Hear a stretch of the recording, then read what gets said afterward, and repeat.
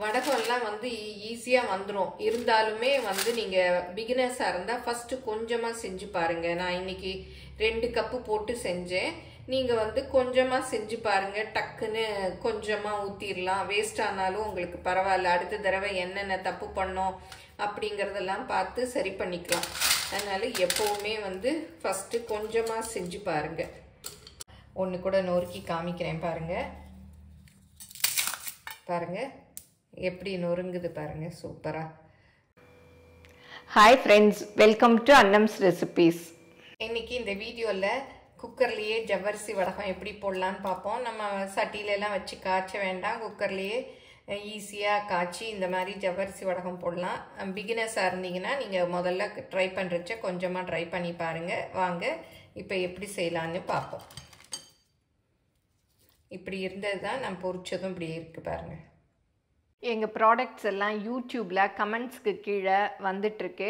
அதில் போய் கிளிக் பண்ணிங்கன்னா அதோட ரேட்டு டீட்டெயில்ஸ் எல்லாமே இருக்கும். அதை கிளிக் பண்ணி நீங்கள் வேணுங்கிற பொருளை ஆர்டர் பண்ணி வாங்கிக்கலாம். இப்போ ஜவ்வரிசி வடகத்துக்கு ஊற வச்சுக்கலாம். நான் இந்த கப்பில் 2 கப் அளவு எடுக்க போகிறேன். நீங்கள் கப்பில் டம்ளரில் எதில் வேணாலும் எடுத்துக்கலாம்.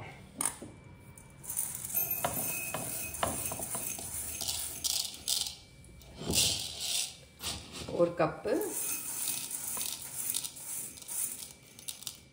2 கப்பு மாவு ஜவ்வரிசின்னு வரும். வடகம் போடுறதுக்கெல்லாம் இந்த மாதிரி மாவு ஜவ்வரிசி வாங்கிட்டா தான் நல்லாயிருக்கும். நைலான் ஜவ்வரிசி அவ்வளோவா நல்லா இருக்காது. பட் போடலாம், பட் அவ்வளோவா நல்லா இருக்காது.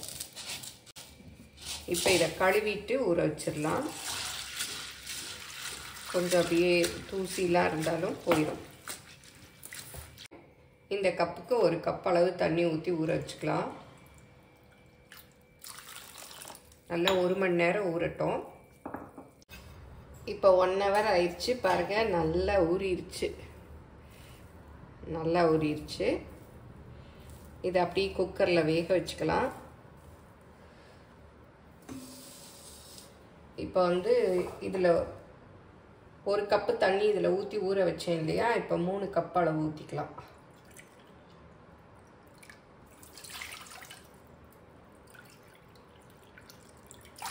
2, 3. அப்புறம் இதுக்கு தேவையான உப்பு 2 ஸ்பூன் அளவு கல் உப்பு போட்டிருக்கேன். ரொம்ப போட்டுறாதீங்க. அப்புறம் காரத்துக்கு வந்து காஞ்ச மிளகா 6 எடுத்திருக்கேன். இதை வேக வச்ச பிறகு நம்ம மிக்சியில் அப்படி ஃப்ளேக்ஸ் மாதிரி கரகரப்பாக பொடிச்சிட்டு இதில் போட்டுக்கலாம். தண்ணி நல்லா அப்படி கொதி வருது. இப்போ ஜவ்வரிசி கொட்டிக்கலாம். பாருங்க நல்லா ஊறிடுச்சு. குக்கரை மூடி 1 விசில் விட்டுறலாம்.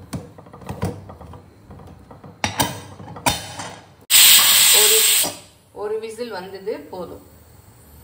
ஸ்டீம் போயிடுச்சு. இப்போ திறந்து பார்க்கலாம்.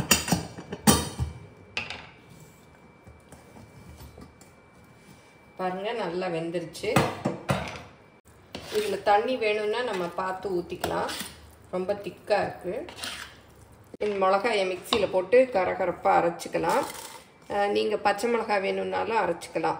காரத்துக்கு எலுமிச்சம்பழம் ஜூஸ் வேணுனாலும் பிழிஞ்சு ஊற்றிக்கலாம். இப்போ இதை அரைச்சிட்டு வந்துடுறேன். இந்த மாதிரி அரைச்சிக்கணும். இப்போ இது வந்து ரொம்ப திக்காக இருக்குது. குக்கரில் நிறைய தண்ணி ஊற்றிட்டோன்னா அப்புறம் வந்து வெளியில் வந்துடும். அதனால 3 கப்பு தண்ணி ஊற்றி நான் வந்து வேக வச்சேன். இப்போ வந்து 1 கப்பு தண்ணி ஊற்றி சுட வச்சுருக்கேன். சுடுற தண்ணி தான் ஊற்றணும். இதை ஊற்றி அப்படியே கொஞ்சம் இது பண்ணிக்கலாம். நல்லா மிக்ஸ் பண்ணி விட்டுறலாம். இப்போ அரைச்சி வச்சுருக்கேன் இந்த சில்லி ஃப்ளேக்ஸையும் போட்டுக்கலாம். நீங்கள் சின்ன பிள்ளைங்களுக்கு கொடுக்குறதா இருந்தால் காரம் போடாமல் வெறும் உப்பு மாத்திரம் போட்டு கூட ஊற்றிக்கலாம். இப்போ பார்க்கலாம் பாருங்கள். இப்போவும் இன்னும் திக்காக இருக்குது. இன்னும் 1 கப்.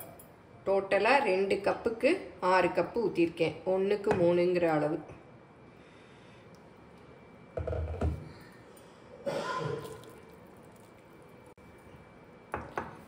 இதை ஊற்றி நல்லா மிக்ஸ் பண்ணிக்கலாம். நல்லா சுடணும் தண்ணி. நல்லா கொதிக்க வச்சு ஊற்றுங்க. ஏன்னா நல்லா வேக வச்சிட்டோம். ஆறுன தண்ணி வேண்டாம்.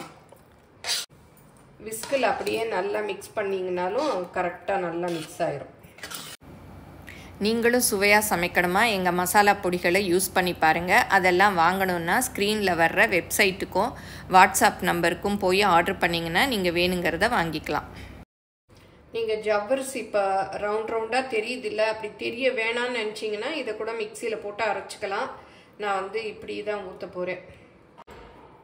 நீங்கள் வீட்டுக்குள்ளே ஊற்றுறதா இருந்தால் ஃபேனுக்கு அடியில் டைனிங் டேபிளில் போட்டுட்டு இந்த மாதிரி கிச்சன் லைனர் தான் நான் போட்டிருக்கேன். நீங்கள் திக்கான பிளாஸ்டிக் ஷீட் இருந்தால் கூட அது கூட போட்டுக்கலாம். இல்லை மாடியில் கொண்டே வெயிலில் ஊற்றுறதுனாலும் ஊற்றலாம். இந்த மாதிரி சின்ன ஸ்பூன் ஒரு அளவுக்கு எடுத்துக்கிட்டிங்கன்னா அப்படி இதில் வைக்கலாம். பாருங்கள் நல்லா ரவுண்டாக வருது.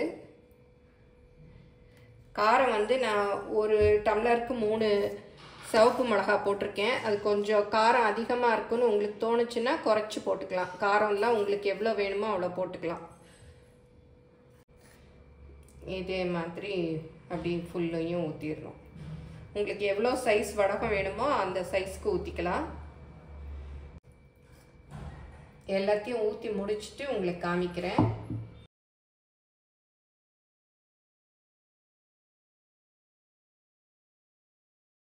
இந்த கிச்சன் லைனர்லேயே ஊற்றிட்டேன். நான் பத்தாதோ ஏதோன்னு சொல்லிட்டு இந்த ஃப்ரிட்ஜ் மேட்டெல்லாம் கூட எடுத்து வச்சுருந்தேன் கழுவிட்டு. ஆனால் இதுலேயே சரியாக இருந்தது. 2 டம்ளர் போட்டேன் இல்லையா, 2 கப் அளவு, இதுக்கே கரெக்டாக இருந்தது. இந்த வடகத்தை வந்து நான் இப்போ டைனிங் டேபிளில் போட்டிருக்கேன். நான் எப்போவும் இங்கே தான் உட்காந்து வேலை செஞ்சிட்ருப்பேன். அதனால ஃபேன் எப்பவும் ஓடிட்டே இருக்கும், அதிலே காஞ்சிரும்ன்ட்டு தான் இந்த இடத்துல போட்டேன். நீங்கள் வந்து அந்த மாதிரி இடம் செலக்ட் பண்ணி போட்டுக்கோங்க. ஜவ்வரிசி வடகம் நேற்று காலையில் ஊற்றினேன் இந்த ஷீட்டில். இன்றைக்கி வந்து ஒரு நாள் ஆயிடுச்சு. பாருங்கள், சிலதெல்லாம் அப்படியே எடுக்க வந்தது, எடுத்தேன். சரி, அதை தான் உங்களுக்கும் காமிச்சிடலாம் அப்படின்ட்டு. சிலதெல்லாம் அப்படியே தானாகவே எடுத்துகிட்டு வருது பாருங்கள். அப்படி ஈஸியாக எடுக்க வருது. எடுத்து இந்த பக்கம் அப்படியே திருப்பி வச்சிடலாம். ஏன்னா இந்த பக்கம் வந்து தண்ணியாக இருக்கும் இல்லையா, இந்த பக்கம் திருப்பி வச்சிடலாம். நீங்கள் எடுக்காமல் விட்டீங்கன்னாலும் நாளைக்கு தானாகவே எடுத்துகிட்டு வந்துடும் அதுவாகவே. பாருங்கள், நல்லா டக்கு டக்குன்னு எடுக்க வருது. ரொம்ப எடுக்க வரலனால ப்ரெஷர் கொடுத்துலாம் எடுக்காதீங்க, தானாகவே எடுக்க வரும். ஏன்னா நம்ம ப்ரெஷர் கொடுத்து எடுத்தோம்னா கிழிஞ்சு போயிடும் வடகம். பாருங்கள், நல்லா டக்கு டக்குன்னு வருது. இப்போ எல்லாத்தையுமே திருப்பி போட்டாச்சு. இப்போ ஓரளவுக்கு காஞ்சிருச்சு. இதெல்லாம் இந்த மாதிரி பிளேட்டில் எடுத்து வச்சு மாடியில் வெயிலில் கொண்டே வச்சிடணும். அப்போ தான் வந்து நல்லா காயும். இப்போ 2 தட்டிலையும் எடுத்தாச்சு. இதை கொண்டே மாடியில் வச்சிடலாம். இந்த மாதிரி டைரக்ட் சன்லைட்டில் வச்சிடணும்.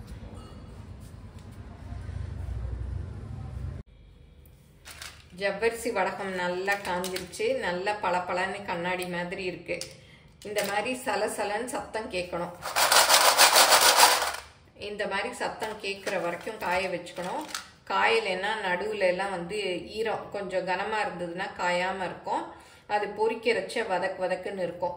நான் இன்னைக்கு இந்த ஜவ்வரிசி வடகத்தில் வந்து எலுமிச்சம்பழம் ஜூஸ்லாம் ஊற்றலை. நீங்கள் வேணும்னா உங்களுக்கு பிடிக்கும்னா நம்ம குக்கர்லேருந்து இறக்குறோம் இல்லையா, அப்போ வந்து எலுமிச்சம்பழம் ஜூஸ் ஊற்றிக்கலாம். பாருங்கள், எல்லாமே நல்லா காஞ்சிருச்சு. இதை இந்த மாதிரி பாட்டிலோ இல்லை டப்பாலேயோ போட்டு ஸ்டோர் பண்ணி வச்சுக்கலாம். 2 வருஷம் ஆனாலும் கெடாது. போன இது நான் ஒரு வடகம் போட்டிருந்தேன் இல்லையா வீட்டுக்குள்ளேயே, அதில் வந்து நிறைய பேர் கமெண்ட்டில் போட்டிருந்தீங்க, எங்களுக்கு அந்த மாதிரி வரல, உடஞ்சி போச்சு அப்படின்லாம் சொல்லி கமெண்ட்டில் போட்டிருந்தீங்க. இந்த மாதிரி செஞ்சு பாருங்கள், இது உடையவே உடையாது. நல்லா அப்படியே திக்காக இருக்கு இல்லையா, அது வந்து கொஞ்சம் தண்ணியாக இருந்ததுனால உடையும்.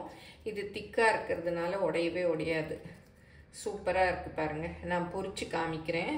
நல்லா முத்து முத்தாக இருக்கும். இது எல்லாத்தையும் பாட்டிலையோ இல்லை டப்பாலையோ போட்டு வச்சுக்கலாம். வண்டுலாம் வரவே வராது. நல்லா காய வச்சுட்டா ரொம்ப நாளைக்கு நல்லாயிருக்கும். பாருங்கள், பாட்டிலில் போட்டு வைக்கச்சு அழகாக இருக்குது. அந்த ரெட்டு சில்லி ஃப்ளேக்ஸ் இருக்கிறதும் பார்க்குறதுக்கே ரொம்ப அழகாக இருக்குது. நான் 2 டம்ளர் ஜவ்வரிசி போட்டேன் இல்லையா, எனக்கு வந்து இந்த சைஸில் 108 வடகம் வந்துச்சு. பாருங்கள் நல்லா திக்காக இருக்குது இந்த சைஸில். இதை பார்த்துட்டு உங்களுக்கு எவ்வளோ வேணுமோ போட்டுக்கோங்க. இப்போ எண்ணெய் காஞ்சிடுச்சான்னு போட்டு பார்க்கலாம். ஜவ்வரிசி வடகம்லாம் நல்லா காஞ்சாதான் நல்லா பொரியும். காயில் பாருங்கள், இப்படி போட்டுட்டு அதை அப்படியே நல்லா ப்ரெஸ் பண்ணி விட்டுருங்க. பெரியவங்களுக்கு தெரிஞ்சிருக்கும், பிகினர்ஸ்க்கு தெரியாது. அப்படியே விட்டுட்டிங்கன்னா சுருண்டுக்கும். பாருங்கள் இப்போ நல்லா விரிஞ்சிருச்சு. நல்லா காயிலேனாலும் டக்குன்னு புரியாது. பாருங்கள் நல்லா குண்டு குண்டாக இருக்குது ஜவ்வரிசி. நல்ல முத்து முத்தாக இருக்குது பாருங்கள் ஜவ்வரிசி. இப்போ ஜவ்வரிசி வடகத்தை பொரிச்சும் பார்த்துட்டோம். சூப்பராக இருக்குது பாருங்கள், நல்லா திக்காக இருக்குது. இதை வந்து சாதத்துக்கு தான் தொட்டு சாப்பிடணுன்னு இல்லை, ஈவினிங் ஸ்நாக்ஸாக கூட நம்ம பொரித்து சாப்பிட்லாம். சூப்பராக டீயோட 2 வடகம் சாப்பிட்டோம்னா சூப்பராக இருக்கும். பாருங்கள் இப்படி இருந்தது தான் வந்து பொரிச்சதும் இப்படி இருக்குது. உங்களுக்கு ஸ்பைசஸ் எல்லாம் என்னென்ன வேணுமோ அதெல்லாம் சேர்த்து நீங்கள் வந்து போட்டுக்கலாம். நான் இன்றைக்கி வந்து வெறும் சில்லி ஃப்ளேக்ஸ் மாத்திரம்தான் போட்டிருக்கேன்.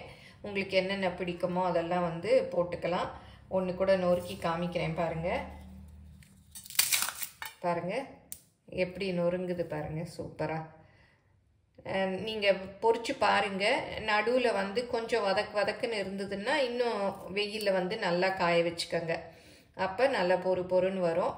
நான் வந்து டிஸ்கிரிப்ஷனில் கரெக்டான அளவுகள் எல்லாம் கொடுக்குறேன், அதை பார்த்து நீங்கள் செஞ்சு பாருங்கள். இந்த வெயில் சீசனில் எல்லாரும் இந்த ஜவ்வரிசி வடகத்தை ட்ரை பண்ணி பாருங்கள். இதுக்கு மாவெல்லாம் அரைக்க வேண்டாம், சும்மா மாவு ஜவ்வரிசி மாத்திரம் கடையில் வாங்கிட்டு வந்தோம்னா டக்குன்னு செஞ்சிடலாம்.